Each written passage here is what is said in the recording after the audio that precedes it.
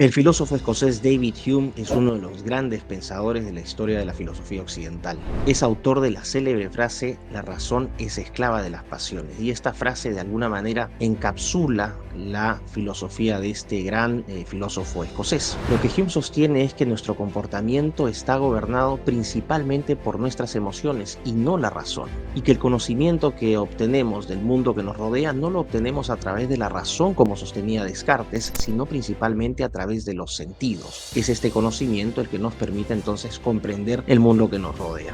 En ese sentido, Hume es uno de los principales exponentes de la escuela empirista, que sostiene que son los sentidos, las emociones y no la razón las que gobiernan nuestro comportamiento y nos permiten acceder al conocimiento. Ahora, lo importante de David Hume es que vivió en una época muy interesante. Hume nació en Escocia y vivió durante el siglo de la Ilustración, el siglo XVIII, que fue un siglo cuyas ideas estuvieron fuertemente influenciadas por el pensamiento cartesiano. Aquí vamos a tener, por ejemplo, el origen de la Ilustración francesa, con pensadores como Voltaire, como Jean-Jacques Rousseau, Montesquieu, ¿no?, que sostenían que la razón era la gran herramienta que tenía el ser humano para entender el mundo. Y no solamente eso, era una corriente que enfatizaba la autonomía y la soberanía del individuo. Hume va a ir a contracorriente de este pensamiento racionalista que dominaba el siglo XVIII. Hume a lo largo de su vida desarrolló grandes amistades. Uno de ellos fue el gran liberal clásico, profesor de filosofía, no economista, Adam Smith, una amistad que duraría toda la vida. Hizo amistades también con Benjamin Franklin, uno de los padres de la independencia estadounidense. Fue uno de los primeros, si no el primer gran intelectual público capaz de vivir solamente a partir de su producción literaria y de sus presentaciones. Hume en ese sentido demostró que uno podía vivir a partir de la producción de sus ideas. Es en general, o lo podemos percibir como un filósofo del sentido común y de las buenas costumbres.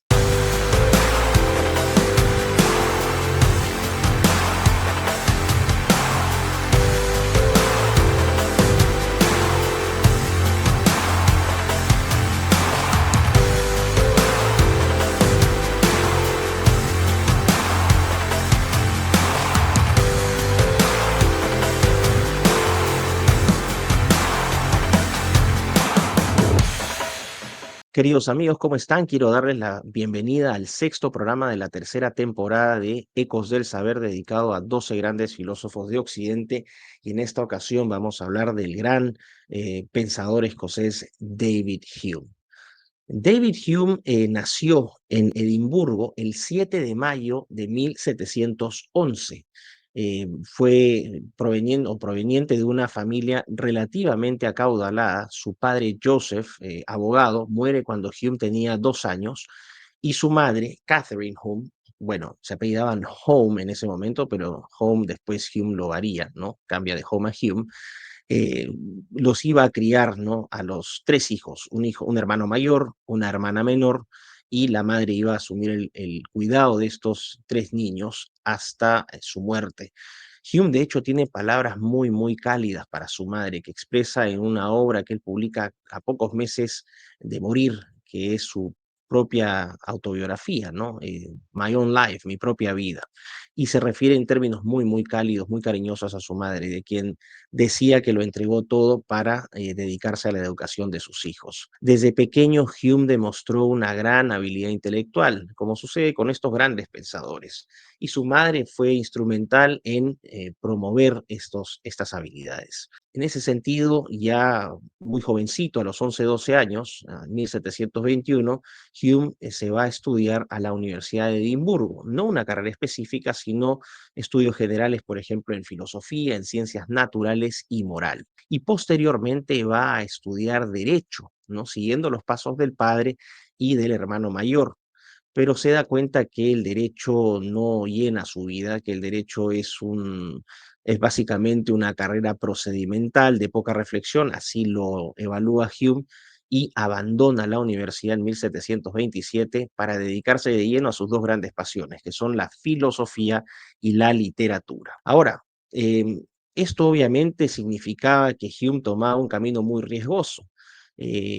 si te dedicas a estas profesiones, ¿no? De ideas, y no tienes mecenas, vas a tener básicamente que sobrevivir sobre la base de tu talento. Es decir, él asume el riesgo de convertirse en un intelectual público que quiere vivir de la venta de sus libros, de sus ideas y la difusión de las mismas, algo que era muy, muy complicado en esa época, pero eso no va a impedir que Hume persiga sus sueños, ¿no? En 1734, a la edad de 23 años, empieza a escribir la que sería una de sus grandes obras, probablemente la más conocida de todas, que es Tratado de la Naturaleza Humana. Después de algunos años, más o menos a los 26 años, ya Hume con esta obra avanzada va a viajar a Inglaterra para buscar una casa editorial que le publique su libro. En esa época no existían representantes literarios, los autores eran básicamente emprendedores y Hume toma este emprendimiento, viaja a Londres para ver si le publican su primera obra, cosa que logra en 1739, que es el año en el cual se publica Tratado de la Naturaleza Humana, una de sus grandes, grandes obras, pero lo hace de manera anónima. Por desgracia para Hume, que está completamente entusiasmado con esta línea de carrera, su libro no es recibido de manera muy cálida, de hecho las ventas son muy pobres y Hume va a sufrir una profunda decepción. De hecho, él va a sostener que su libro había nacido muerto antes de su publicación. No solamente eso, las pocas críticas que recibió este trabajo fueron bastante duras, sobre todo por el enfoque de Hume sobre la religión, un enfoque muy crítico. Hume, no podemos decir necesariamente que haya sido ateo, es decir, alguien que no cree en Dios, probablemente haya sido incluso agnóstico, es decir, no tenía certeza de que Dios existiera o no, e incluso podríamos decir que Hume fue en algún momento teísta, es decir, que reconocía la existencia de Dios, pero esta existencia le era indiferente. Pero este trato que le da la religión, no con malicia, es un hombre que no ataca a la religión como tal, en la medida en que no ataca a la gente que profesa una religión, es bastante tolerante, pero era muy escéptico de cuestiones metafísicas y de cuestiones religiosas. Entonces, esto le va a granjear una crítica negativa a su obra. El otro problema que también vamos a encontrar con la escasa recepción que tuvo este libro fue el estilo literario de su primer trabajo. Es un estilo denso, bastante académico, y Hume entiende que esa es una de las causas por las cuales el libro fracasa.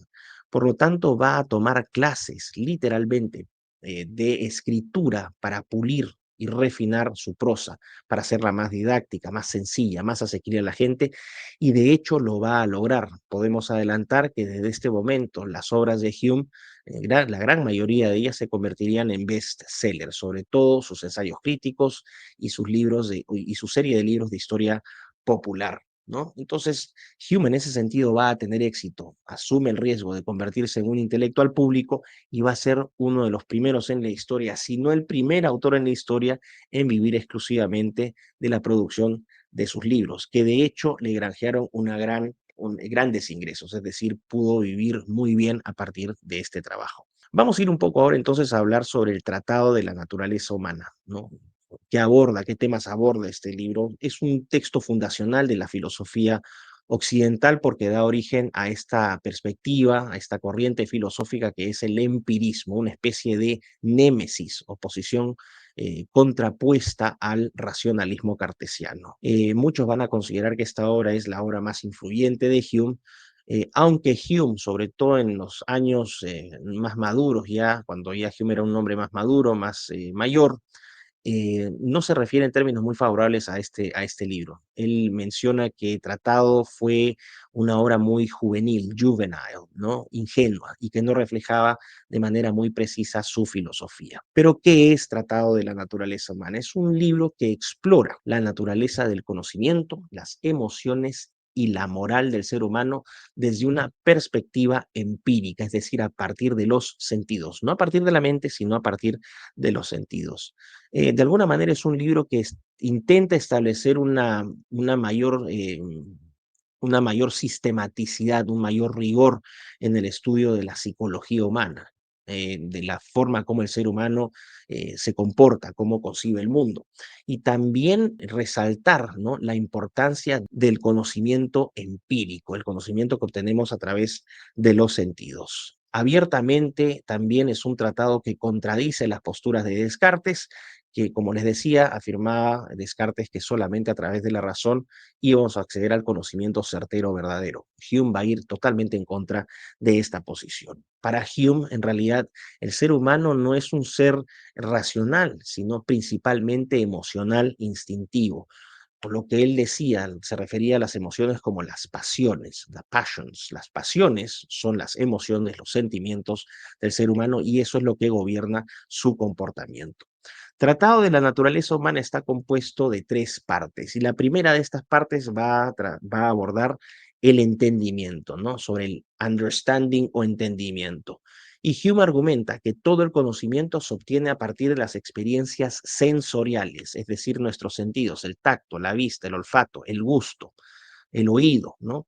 Y esto obviamente rechaza la noción cartesiana de ideas innatas. Pueden ir al video sobre Descartes para entender un poco más este concepto.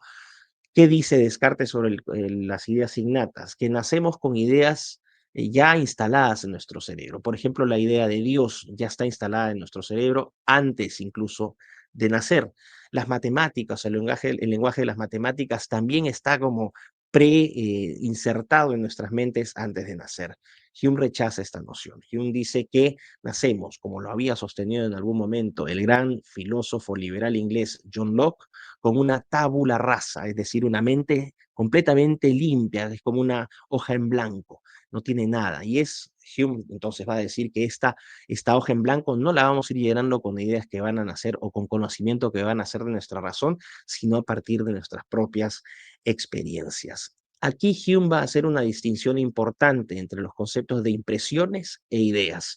Para Hume, las impresiones son las experiencias que obtenemos directamente de nuestros sentidos. Por ejemplo, una impresión es si toco una tetera caliente y me quemo, esa es una impresión, es un conocimiento que obtuve a través de la experiencia sensorial. La próxima vez sé que si toco esa tetera me voy a quemar. O lo que vemos, lo que escuchamos, lo que comemos, todo esto se refiere a impresiones. Y las ideas para Hume van a derivar de estas impresiones. Son pensamientos que se derivan de estas impresiones que vamos recolectando con nuestros sentidos.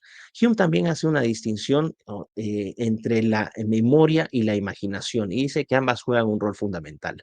La memoria lo que hace es retener las impresiones y las ideas en su orden inicial, la forma como las vamos recibiendo a lo largo del tiempo. Y la imaginación lo que hace es reordenar estas ideas e impresiones y a partir de este reordenamiento nosotros podemos hacer sentido del mundo que nos rodea con pensamientos o ideas más abstractas. Hay un tercer elemento muy importante que se aborda en este libro, que va a ser un problema que Hume va a cubrir a lo largo de su filosofía, que es el principio de causalidad, ¿no? Causalidad.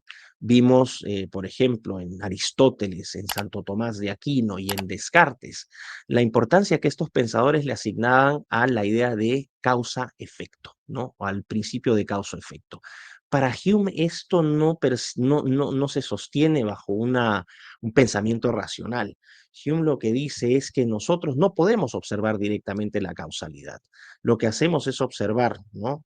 A través de nuestros sentidos, observar, escuchar, tocar, ¿no? Ciertos elementos del exterior y a partir de ciertas asociaciones, ¿no? Vamos a llegar a conclusiones a través de un hábito. Por ejemplo, yo no puedo observar la causalidad directa de un fuego que quema, por ejemplo, un objeto.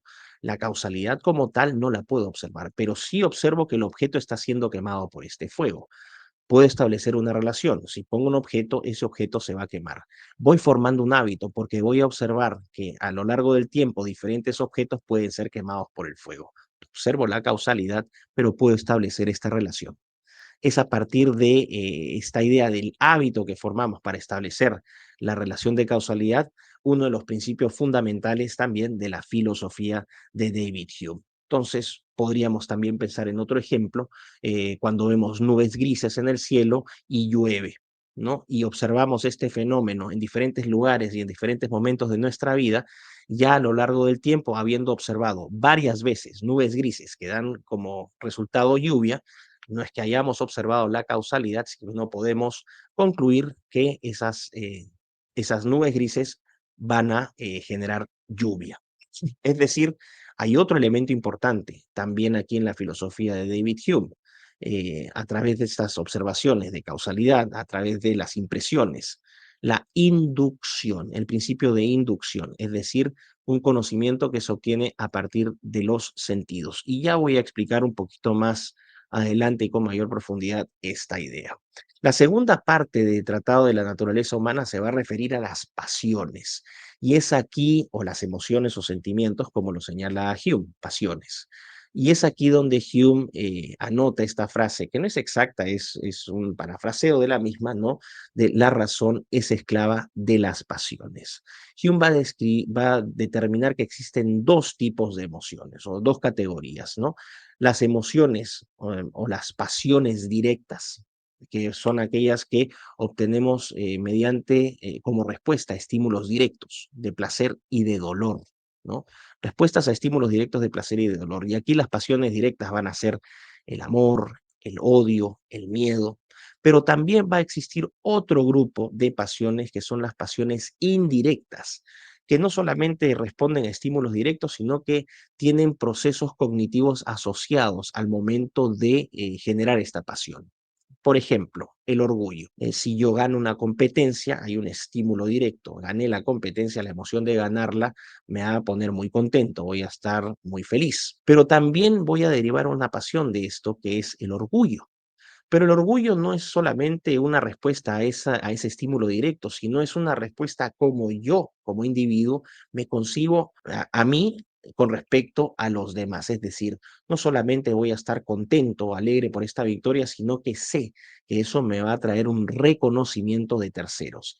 En ese sentido, las pasiones indirectas tienen que ver no solamente con la respuesta a este estímulo directo, a este placer que me genera ganar, sino también a cómo yo me veo y cómo yo me posiciono con respecto a los demás. Orgullo, humildad, etcétera. Estas son las pasiones indirectas. Hay que hacer una anotación al hablar de placeres y dolores, ¿no? Estos estímulos directos. De alguna manera, Hume le da la materia prima a un pensador inglés del siglo XVIII, Jeremy Bentham, para que construya o para que cree esta teoría ética que es el utilitarismo, donde donde Jeremy Bentham va a argumentar que el ser humano es gobernado por dos grandes amos, el placer y el dolor, y que todas las decisiones que el ser humano tome van a estar definidas por la cantidad de placer o la minimización de dolor que yo puedo generar. Así que en ese sentido, Hume inspira a otros grandes pensadores de la filosofía occidental. Hume señala también que no todas las pasiones son equivalentes. Hay pasiones que son positivas y otras negativas. El orgullo, ¿no? Es una pasión negativa. Los prejuicios, si estamos hablando del odio, ¿no? Son pasiones negativas. En cambio, el amor, la compasión, estas son pasiones positivas y son las que tenemos que cultivar. Hume dice que los seres humanos deben aprender a gestionar sus pasiones.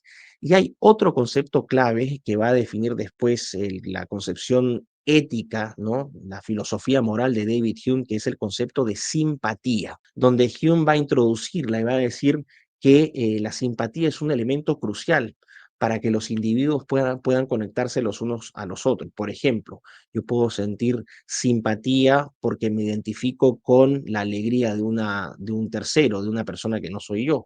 Puedo identificarme con el dolor ajeno, ¿no? Es decir, esa simpatía nos permite conectarnos con terceros y a partir de eso los seres humanos van a formar un orden moral. Esto lo va a explicar en posteriores obras. Y finalmente, cuando Hume en la tercera parte del Tratado de la Naturaleza Humana va a abordar precisamente esta idea de los sentimientos morales, ¿no? La teoría del sentimiento moral, que también va a inspirar a otro gran filósofo occidental, ¿no? Que es Adam Smith, que se convierte en un gran amigo de David Hume. Smith va a tomar inspiración de las ideas de Hume para desarrollar este gran libro de la teoría de los sentimientos morales que publica en 1759. Ahora, ¿qué señala Hume con respecto a la teoría del sentimiento moral?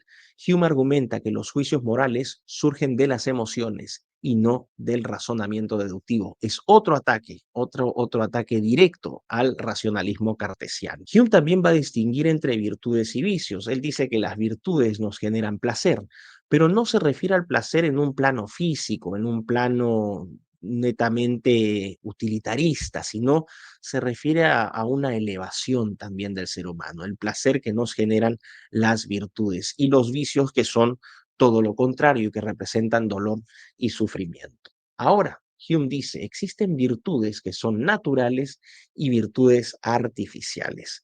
Las virtudes naturales son aquellas inherentes a la naturaleza, ¿no? A la forma de ser del ser humano. Y aquí vamos a tener entre las virtudes naturales la amistad, la benevolencia, la compasión, la gratitud, la fidelidad. Hume dice, estas van a ser virtudes naturales. Por el contrario, las virtudes artificiales son aquellas que resultan de las convenciones o interacciones sociales, es decir, no son necesariamente, ¿no?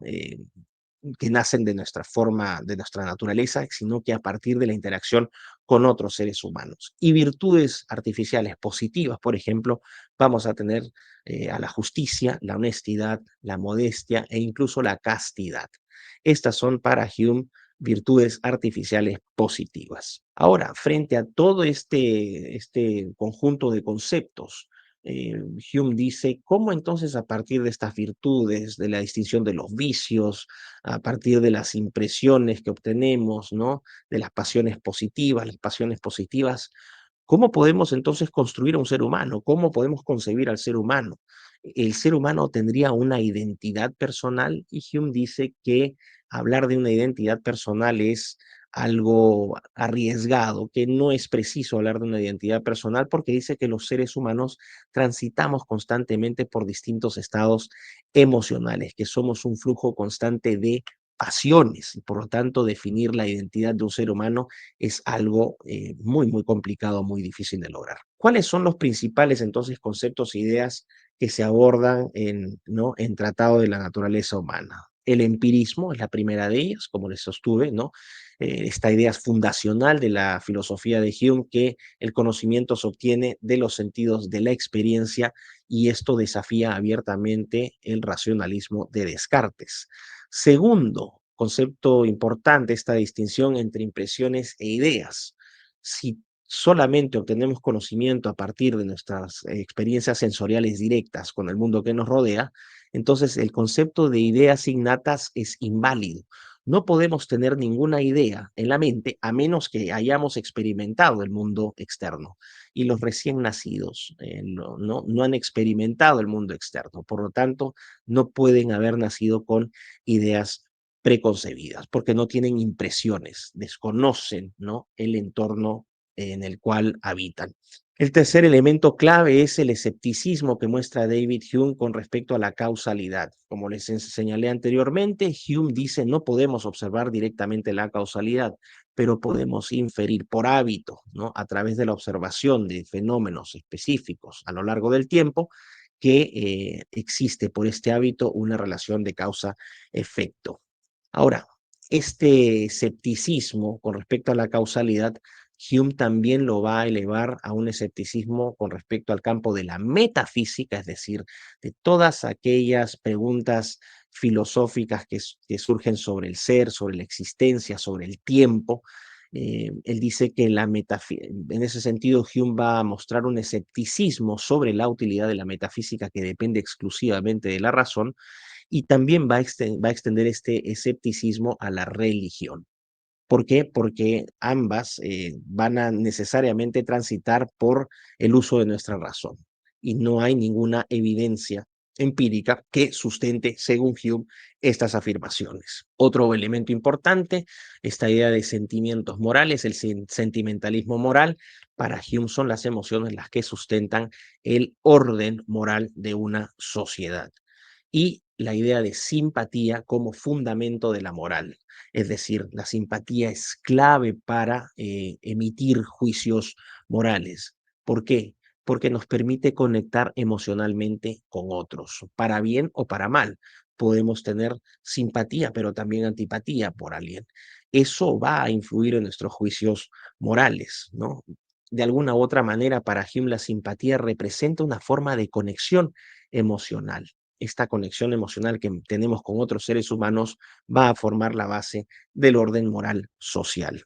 Si nosotros combinamos entonces esta idea del empirismo, las impresiones y las ideas, el escepticismo sobre la causalidad, los sentimientos morales y la simpatía como fundamento de la moral, a partir de estos elementos Hume va a, vamos a decir, concebir la idea de sentido común, ¿no? Common sense, que es un concepto clave en la filosofía de Hume. ¿Qué vendría a ser el sentido común? La capacidad que tenemos en buena cuenta de tomar buenas decisiones. Eso podría resumir el sentido común. Y Hume es un filósofo del sentido común, ¿no? Pero para Hume este sentido común no es racional. Este sentido común es empírico. Está enraizado en la experiencia, en la naturaleza humana y en los sentimientos, no en razonamientos abstractos. Así que cuando hablemos de sentido común, para Hume no vamos a estar hablando de concepciones, de ideas, de pensamientos, sino de impresiones que después se transforman en ideas y que van a permitir que nosotros hagamos sentido del mundo que nos rodea. Eso acompañado de las emociones. Así que, como vemos entonces, Hume resalta de manera muy clara esta posición empírica de sentimientos, emociones y sentidos. Contribuciones de Tratado de la Naturaleza Humana a la filosofía occidental. Bueno, la corriente empirista, como les he dicho, esta crítica durísima al racionalismo cartesiano, que va a ser una crítica que se va a extender también a algunos pensadores de la Ilustración francesa, ¿no? Con este racionalismo extremo. Contribuciones también a la filosofía moral, al determinar que la filosofía no es un cuerpo teórico que surge de ideas que nacen en nuestras mentes, sino que surgen principalmente a través de nuestras interacciones con terceros.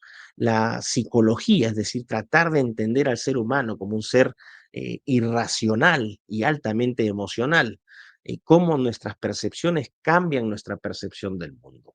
Es decir, nuestro comportamiento cambia en función de lo que nosotros vamos recogiendo en cuanto a conocimiento del mundo que nos rodea. Y finalmente, una contribución directa al campo del escepticismo, el escepticismo metafísico, es decir, de todas aquellas ideas que no son comprobables mediante la experiencia en el mundo real, y también un escepticismo sobre la religión. Y esto va a encender grandes discusiones sobre estos temas, ¿no? La relación, por ejemplo, entre creencias y evidencias, ¿no? Ahora, si vamos a apuntar a otra idea clave, ¿no? Otro aporte clave de Hume a la epistemología, que es la filosofía del conocimiento. Cuando Hume dice que recogemos nuestro conocimiento a través de los sentidos, lo que está diciendo Hume es que estamos adoptando un enfoque inductivo. Esto es muy importante. Un enfoque inductivo, una metodología inductiva. Es decir, bajo este enfoque que es de abajo hacia arriba, en el cual el ser humano, a partir de observaciones específicas, va a llegar a conclusiones generales. Ejemplos de pensamiento inductivo. Por ejemplo, en invierno, ¿no? Las aves migran. Vamos a observar en diferentes lugares y en diferentes tiempos, ¿no? Este mismo fenómeno. En cierto lugar llega el invierno, las aves migran. Me voy a otro sitio, llega el invierno, las aves migran. Por lo tanto, a partir de estas observaciones específicas, se llega a una conclusión general de que en el invierno las aves migran, porque he observado este fenómeno en distintas partes y he llegado a la misma conclusión. No observé la causalidad directamente, pero formé el hábito y a partir de ese hábito puedo inferir un conocimiento. Ahora, esto es contrario, ¿no? La inducción es opuesta al método deductivo, que es el método racional, el método cartesiano. En el enfoque deductivo, lo que vamos a hacer es vamos a partir de premisas generales y vamos a llegar a conclusiones específicas, ¿no? Por ejemplo, el desarrollo de grandes teorías que tratan de explicar la realidad. Las ideologías políticas son un gran ejemplo de enfoque deductivo, pero también de manera más sencilla y más ilustrativa. Cuando hablamos, por ejemplo, de los silogismos aristotélicos, pueden ver también en esta serie, ¿no? El programa dedicado a la vida y obra de Aristóteles. Los silogismos aristotélicos, por ejemplo, los perros son animales. Los animales son seres vivos. Por lo tanto, los perros son seres vivos.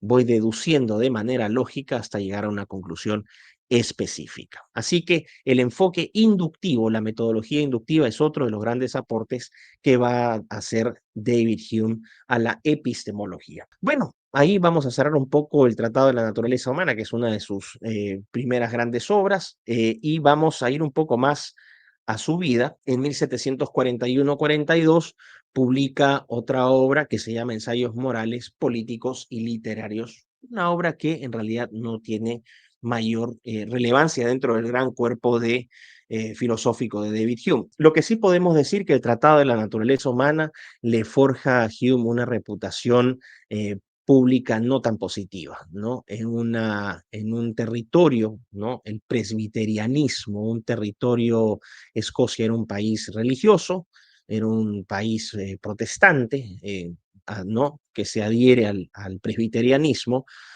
A Hume lo conciben como un ateísta, como un escéptico de la religión, y esto va a afectar su reputación y también, como vamos a ver más adelante, sus posibilidades laborales. Va a enfrentar varias controversias y desafíos académicos y profesionales a lo largo de su vida. También se expone a cargos por herejía, pero se va a librar de algunos de ellos tratando de mantener un perfil bajo. Así que este libro, que no solamente tuvo una pobre recepción, también le trae una serie de problemas a la reputación y a los prospectos laborales de David Hume. Y aquí vamos a mostrar un ejemplo. En 1745, Hume postula a la cátedra de ética de la Universidad de Edimburgo. Quería ser profesor, pero no consigue el puesto por sus posiciones religiosas. Así que ya tenemos un costo que tiene que pagar Hume por ¿no? exponer sus ideas y sus perspectivas sobre todo este escepticismo metafísico y este escepticismo sobre la religión. Dedicado entonces de lleno nuevamente a su vida como intelectual público, va a trabajar en un segundo libro, en un segundo texto que también es clave, que es Investigación sobre el entendimiento humano, un texto que va a publicar en 1748. Y Investigación sobre el entendimiento humano es otro trabajo seminal de la filosofía occidental. ¿Qué va a hacer Hume en este libro? Va a explorar la naturaleza de la cognición, es decir, de los procesos de aprendizaje del ser humano, del conocimiento y su naturaleza, y también cuáles son los límites de nuestra comprensión si es que, según Hume, toda la obtenemos a través de nuestros sentidos. De alguna manera, investigación sobre el entendimiento humano es una versión más sofisticada, más accesible, más refinada de Tratado de la Naturaleza Humana. Recuerden que Hume había tomado clases para escribir de una manera más amena, más entretenida, más simple. Y esto se va a ver reflejado en los resultados de este libro porque va a tener una mucho mejor recepción. Como les decía, va a abordar ideas que ya había cubierto en Tratado de la Naturaleza Humana. Esta investigación sobre el entendimiento humano va a estar compuesto de 12 secciones que reflejan una progresión lógica desde ideas más sencillas hasta ideas y conceptos más complejos. Parte Hume haciendo una distinción sobre los tipos o especies de filosofía. En ese momento entonces empieza a caracterizar Hume lo que él entiende por filosofía natural, las ciencias, lo que se entendía como ciencias en ese momento y también de la filosofía moral. Va a hablar sobre el origen de ideas, cómo éstas transitan de impresiones a ideas, sobre cómo éstas se asocian. Va a mostrar, de hecho, tres grandes principios de cómo las ideas se van asociando. Examina los límites del conocimiento a partir de los límites de nuestros sentidos y cómo esto afecta nuestra comprensión del mundo. Va a hablar incluso David Hume sobre la probabilidad, ¿no? ¿Qué efecto tiene la probabilidad sobre el razonamiento, la capacidad del ser humano de adquirir conocimiento? Y también va a desarrollar una sección sobre los milagros, Obviamente, él no era un creyente de los milagros y eso es lo que va a hacer. Él va a argumentar por qué los milagros no son creíbles y qué impacto tiene esto, qué impacto tienen los milagros en la religión. Va a cuestionar también la existencia de Dios, de la providencia divina o de la intervención divina, críticas al escepticismo, cuáles son los límites del escepticismo, y también incluso va a desarrollar una sección sobre los gustos, es decir, entra en el campo filosófico de la estética, ¿no? ¿Qué tipo de juicios elaboramos, por ejemplo, del arte? ¿Qué impacto tiene esto también en nuestros procesos cognitivos? Y finalmente va a llegar a las conclusiones. ¿Cuáles son las principales ideas y conceptos de investigación sobre el entendimiento humano? Yo podría hablar principalmente de 6 que creo que son importantes. La primera, nuevamente, el empirismo, ¿no? Que refina las distinciones, pero también las definiciones entre impresiones e ideas. Y Hume sostiene que el conocimiento que tenemos puede ser trazado a impresiones originales, ¿no? A las impresiones iniciales que tenemos en nuestras vidas. Todo el conocimiento que adquirimos podemos trazarlo hasta nuestras impresiones iniciales. Otra idea importante, otro concepto importante que aborda Hume en este libro es el concepto de asociación de ideas. ¿Cómo se asocian las ideas? Hume va a desarrollar 3 reglas que según él permiten que las ideas se asocien. La primera es la regla o principio de semejanza. Las ideas que se asemejan tienden a asociarse. Por ejemplo, la idea de flor y la idea de rosa, la idea de perro y la idea de animal. Son ideas que están asociadas. La segunda regla o principio de esta asociación de ideas va a ser la contigüidad. Hume sostiene que las ideas que se experimentan con una cercanía temporal y espacial tienden a asociarse.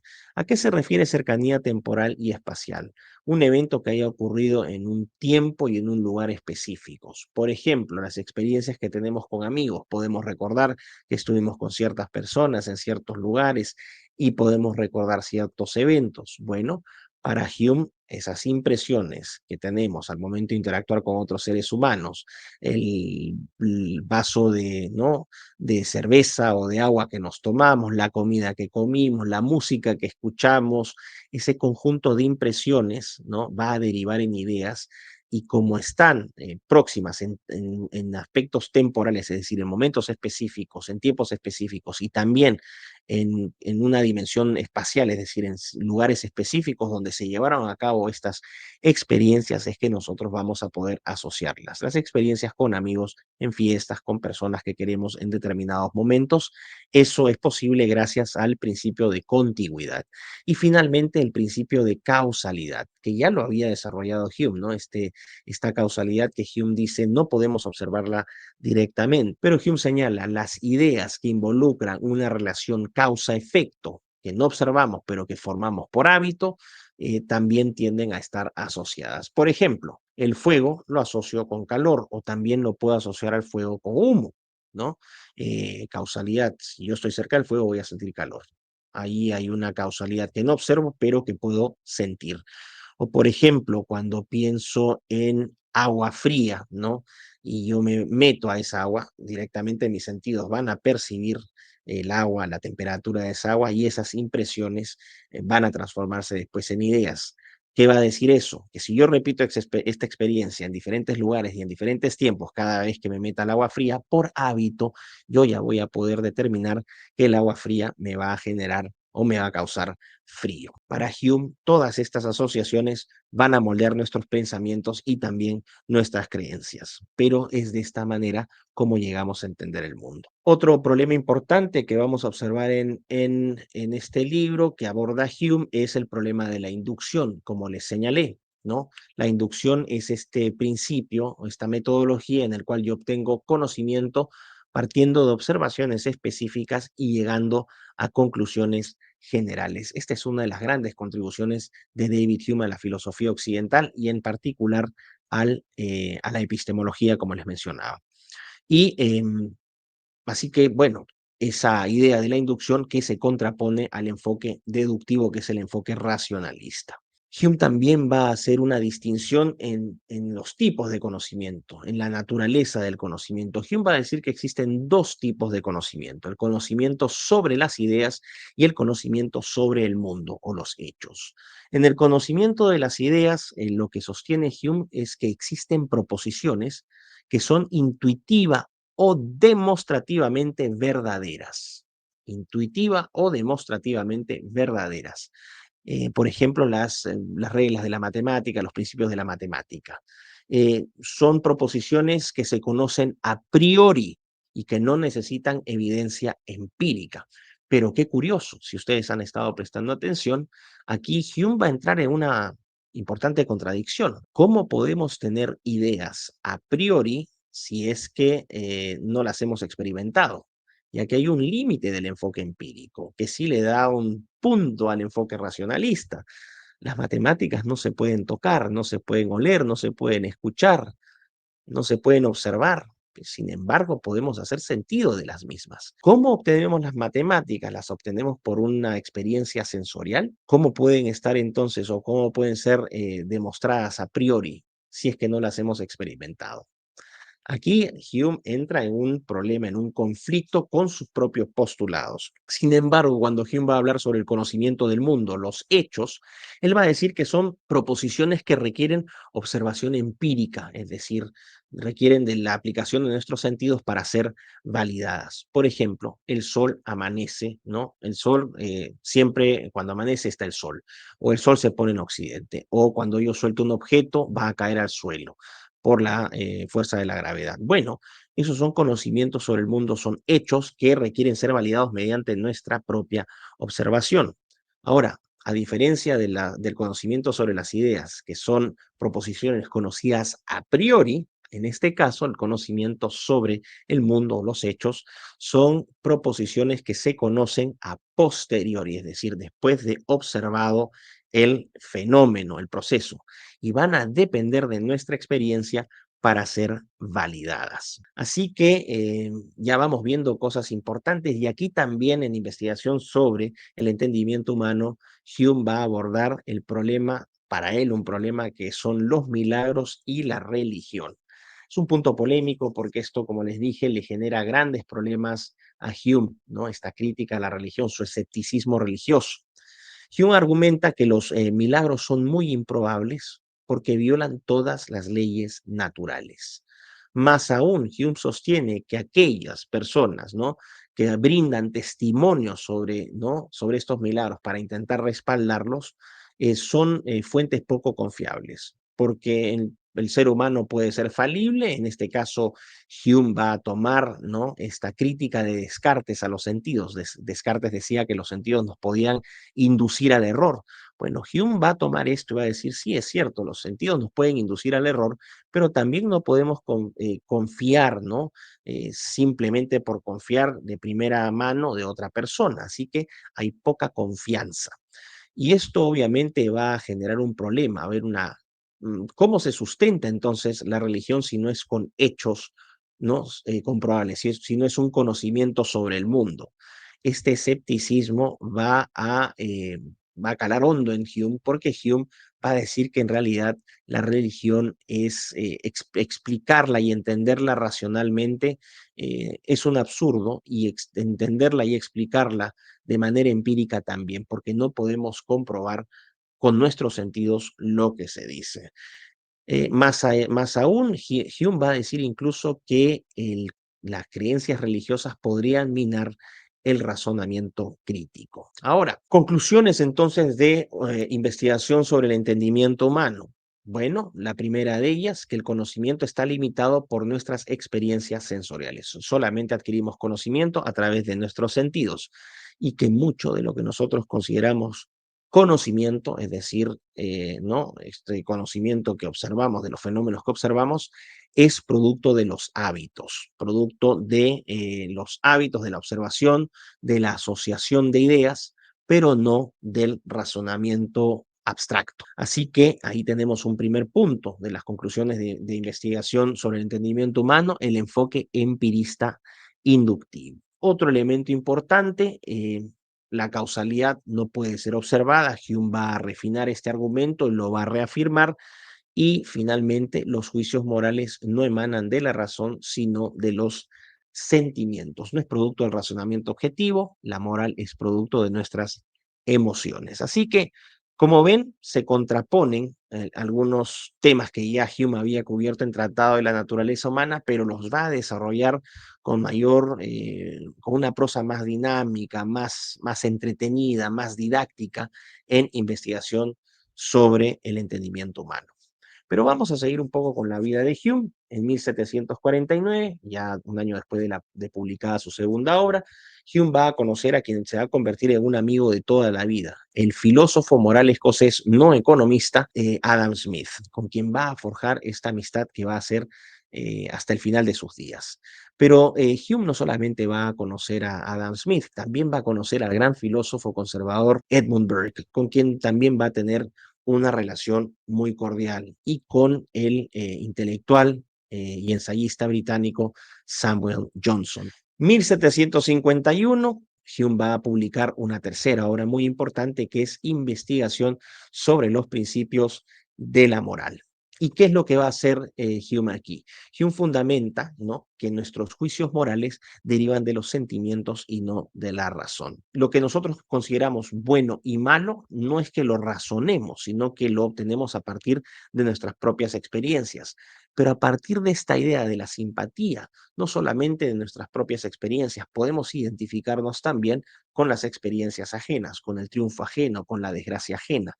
Eso es para Hume muy importante para moldear, ¿no?, nuestras valoraciones morales. Y esto va a dar origen a un concepto clave en la filosofía de Hume, que ya lo habíamos visto antes, que es el sentimentalismo moral. Es una idea central en Hume.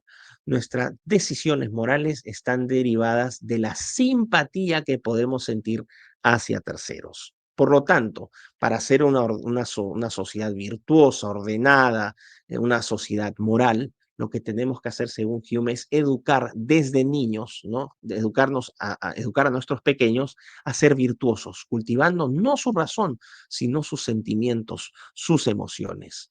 De esta manera vamos a generar ¿no?, este principio de simpatía desde niños para que pueda haber una conexión emocional con otros. En 1751, Hume recuerda, en 1745 había fracasado su postulación a la Universidad de Edimburgo. En 1751 va a postular a la cátedra de lógica de la Universidad de Glasgow y tampoco va a ser aceptado. Estos dos rechazos de alguna manera contribuyen también a la antipatía enorme que Hume sentía por los académicos tradicionales, los académicos universitarios. No solamente porque no obtuvo las posiciones en estas universidades, sino que encontraba que estos académicos se centraban mucho en la razón, en la lógica, y que no conectaban con sus estudiantes porque no apelaban a sus emociones. Finalmente, en 1752, por fin David Hume va a conseguir un trabajo en la academia. Va a conseguir trabajo como bibliotecario del Colegio de Abogados de la Universidad de Edimburgo, un cargo que va a mantener hasta 1763, cuando viaja a Inglaterra para convertirse en consejero del embajador británico. Estos años para Hume, poco más de una década, van a ser de gran alegría para Hume porque va a tener acceso directo a un conjunto de libros, a una biblioteca enorme, donde obviamente va a hacer gran uso de la misma. 1755, Hume tenía dos ensayos listos, uno sobre el suicidio y otro sobre la inmortalidad, pero no los llega a publicar porque su casa editorial, su publicador, empieza a recibir amenazas. Estas son las consecuencias de sus posturas públicas sobre la religión. Y entre 1754 y 1762 va a escribir y publicar Historia de Inglaterra, que es un libro que no tiene una enorme acogida. Sus libros de historia popular ¿no?, eran bastante más exitosos, pero que el tiempo va a reivindicar. Y finalmente llegamos a 1763, donde Hume deja el cargo de bibliotecario en la Universidad de Edimburgo y viaja a París a convertirse en consejero del embajador británico en Francia, cargo que va a mantener hasta el año 1766, es decir, 3 años va a estar en París. Fueron 3 años muy felices para Hume. Se dedicó básicamente, era un socialité que le encantaba recibir gente, era un tipo muy culto, muy ameno, muy entretenido y obviamente generaba grandes contactos, grandes relaciones personales y de hecho en Francia, en Francia lo conocían como el buen David, Le Bon David, el David bueno, ¿no? Porque era muy agradable, un tipo muy simpático de estar, ¿no? Para conversar. Es aquí donde Hume va a conocer a Benjamin Franklin, como les dije, que visita a París, uno de los padres de la independencia de los Estados Unidos, y también a Jean-Jacques Rousseau, este filósofo francés que era representante de la Ilustración francesa. Hume admiraba las críticas que Rousseau había hecho a la religión y también el concepto positivo que Rousseau tenía del ser humano, el famoso bon sauvage, el buen salvaje. Rousseau decía que los seres humanos éramos inherentemente buenos en contraposición ¿no? a la propuesta de Thomas Hobbes, un filósofo político del siglo XVII, que decía que los seres humanos éramos terribles, éramos lo peor, que éramos criaturas predatorias, malas, abusivas, y que en ausencia de ley o en ausencia de coerción ¿no? o íbamos a sacar partido siempre de los más débiles. Bueno, Hume se acerca más a la posición de Rousseau, de creer que el ser humano es un ser más bueno que malo, y de hecho, en ese tiempo Rousseau había sido perseguido en Francia por sus ideas y Hume le ofrece, de hecho, ¿no? asilo en Inglaterra. Pero ahí va a ocurrir un fenómeno muy interesante. Rousseau va a entrar en una paranoia y va a pensar finalmente que Hume en realidad lo está tratando de manipular porque tenía este delirio de persecución y de manera pública, ¿no? Lanza una carta donde presenta a David Hume como un tipo manipulador y un mentiroso.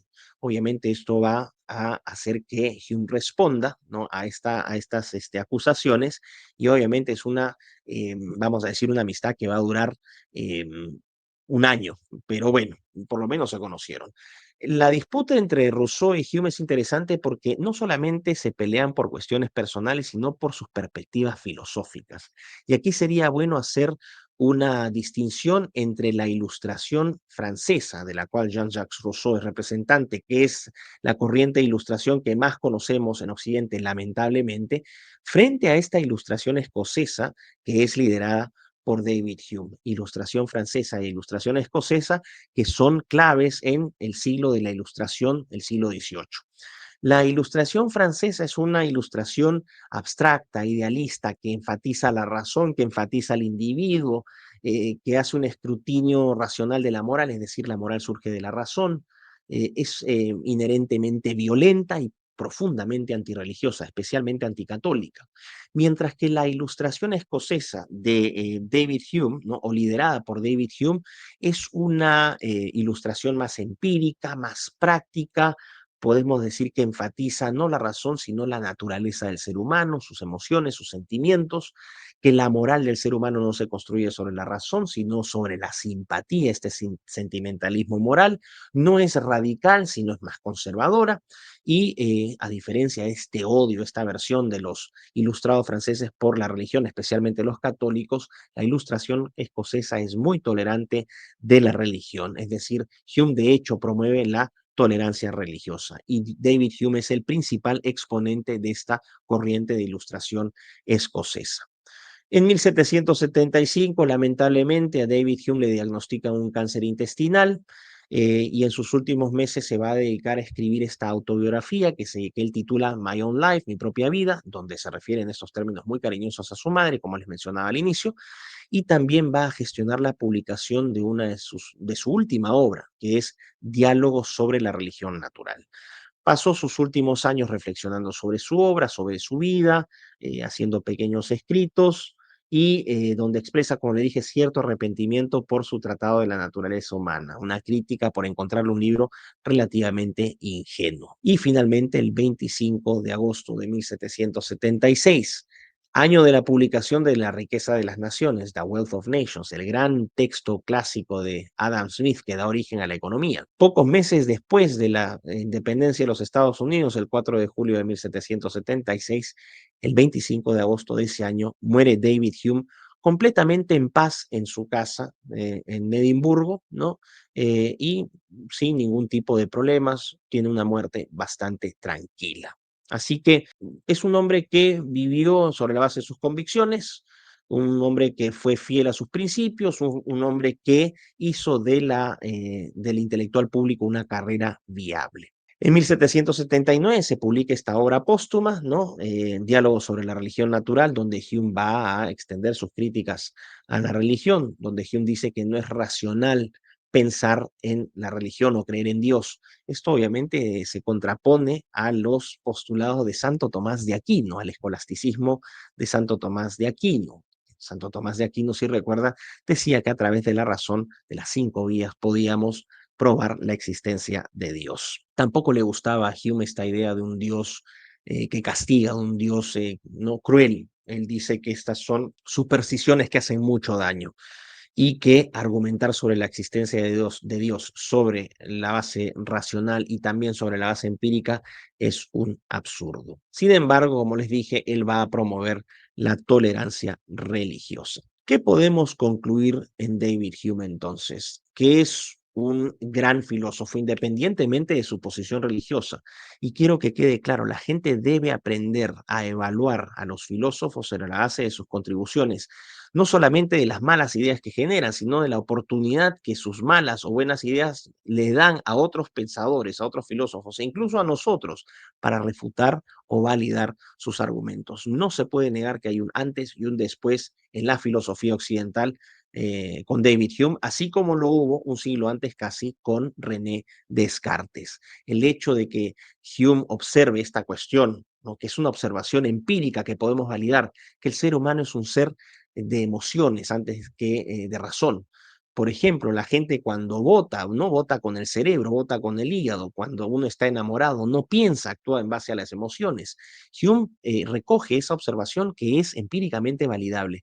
Pocas veces somos racionales y muchas veces somos emocionales. El hecho, por ejemplo, de que no nuestras aspiraciones personales, profesionales, las relaciones que tenemos con terceros, a quienes decidimos darles nuestros afectos o no, nuestras preferencias políticas, nuestro comportamiento social, son producto principalmente para Hume de emociones y sentimientos, nuevamente no de la razón, que es clave educar a nuestros niños en sus emociones, en sus sentimientos, para que aprendan a tener simpatía, a generar esas virtudes positivas, ¿no? Que pueden ser las virtudes naturales y las virtudes artificiales que él señalaba. Ser seres virtuosos, seres buenos, buenas personas. Podrán criticar a Hume por sus posiciones religiosas, pero no se puede criticar el hecho de que él genuinamente quería cultivar buenas personas. Y que finalmente para cambiar mentes no podemos apelar necesariamente a la razón, sino que lo que cambia mentes es cuando llegamos al corazón.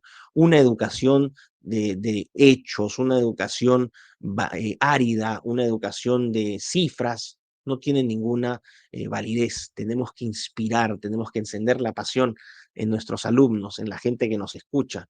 Los intelectuales tienen que ser persuasivos, didácticos.